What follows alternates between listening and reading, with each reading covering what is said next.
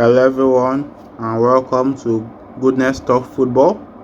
Welcome to a brand new video. I hope all of you are doing okay today.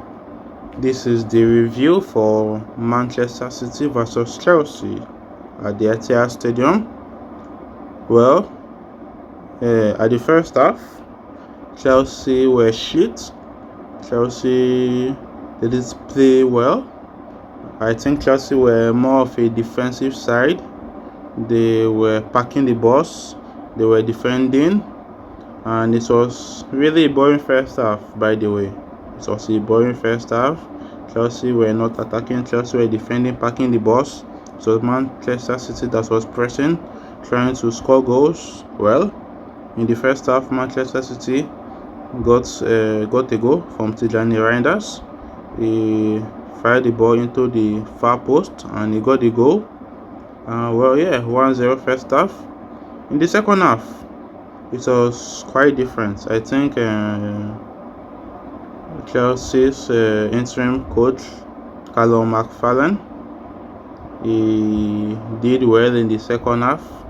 He made some changes, changed from some tactics, some pattern, and Chelsea drew Man City 1-1. Coachless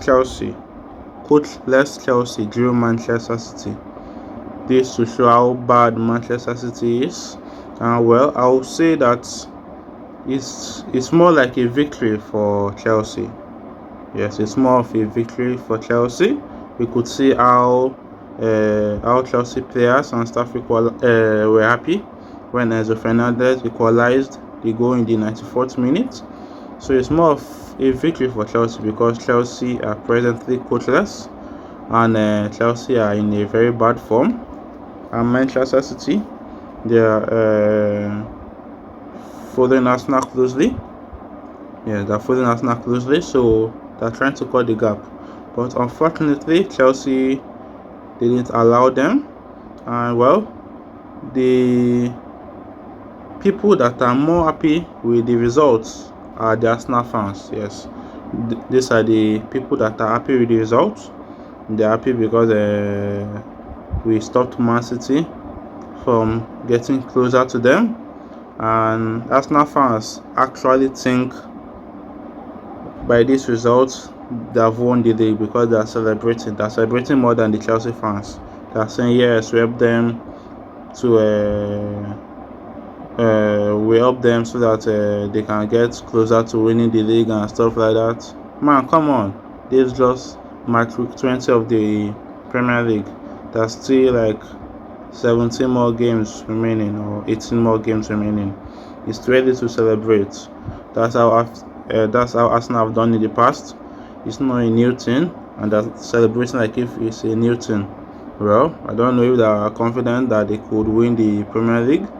Well, Manchester City, I don't know. They too are not in form. They drew Sunderland in the midweek and joined Chelsea that are not in form. Coachless Chelsea. So Manchester City, they're in a terrible form, and we can't trust Aston Villa to close the gap with Arsenal. It's really difficult. Well, this season I don't really know. Manchester City might actually do something. You know how Manchester City does. They might win 10 games in a row, 12 games in a row and stuff like that. But I don't know if this present Manchester City squad can do it. It would be really difficult, but let's see how it goes. I'm happy with the results, by the way. Even though Chelsea were coachless and the team are in a very bad form, they really put in the effort and I'll say they got the job done. I was expecting Chelsea to lose, actually. But they got the job done, and that's a very good thing. They drew Manchester City despite being coachless and despite being in a bad form, and that's a good thing. Well, kudos to the interim coach, Callum McFarlane. He did well in his first first senior managerial career, which will be his last. By God's grace, actually. Yes, it will be last. He'll go back to coaching the under 21s. Then Strasbourg coach, Liam Rosenior. I heard that he's in London. He's going to take an interview, right? Yeah, I heard that he will be interviewed for Chelsea's head coach job tomorrow. That's on Monday. So he's going to be interviewed. He's going to be asked some questions, like how Enzo Maresca was asked some questions. I'm sure he'll be told that the sporting directors and Egbali, they would be the one in charge of the transfers, buying of players, and will be controlling him and stuff like that. If he would accept that or not, well, it's the type of manager is the type of manager that would accept something like that. Yes, you'll probably accept it, and we'll see if he passes the interview. If he passes the interview, he will be announced as Chelsea's head coach. Well, the fans, I heard they did a protest like yesterday or so. It was a peaceful protest, by the way, and well, all I can say is that this protest isn't enough. What the Chelsea fans should do that would make the sporting directors and everybody really think about their decision and policy is when Chelsea fans stop attending both home and away matches.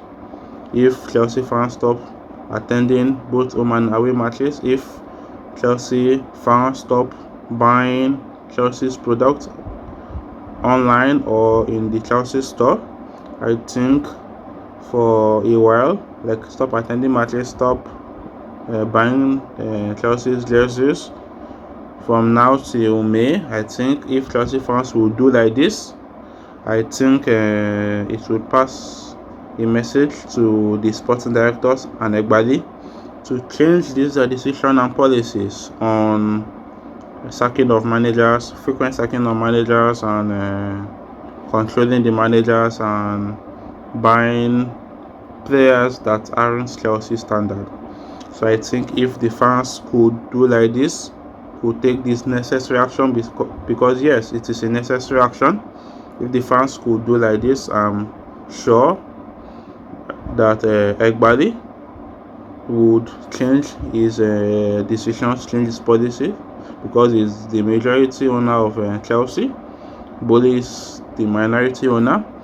So I think if the fans could take these necessary actions, I'm pretty sure Egbali will change his mind, change his decisions about what he's presently doing by trying to ruin the club. So I think that's that. Yes, kudos to Chelsea once again. They really played well against Manchester City, even though it wasn't easy. Chelsea were coachless and were in a really bad form. And I'd like to praise Enzo Fernandez. He had a really good game today. I'd like to praise Malo Gusto for the assist. To Enzo Fernandez, beating Nico O'Reilly at the wing and running across the ball. Kudos to both Malo Gusto and Enzo Fernandez. They really played well. The Lab 2 played well a bit. He had some chances, had some turns. He played well, by the way. Kudos to them. And well, these are the results for match week 20 of the Premier League. We have okay. Leeds United versus Manchester United. The match ended 1-1. Tottenham versus Sunderland. The match ended 1-1. Newcastle defeated Crystal Palace 2-0. Brentford defeated Everton 4-2.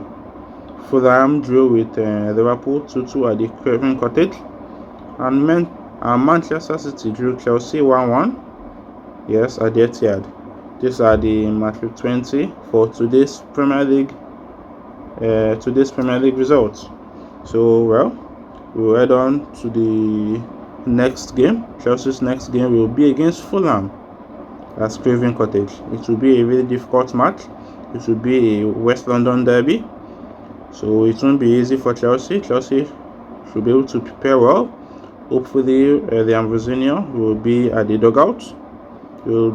It might probably be his first Chelsea's coaching job. It won't be easy, but we'll see how that goes.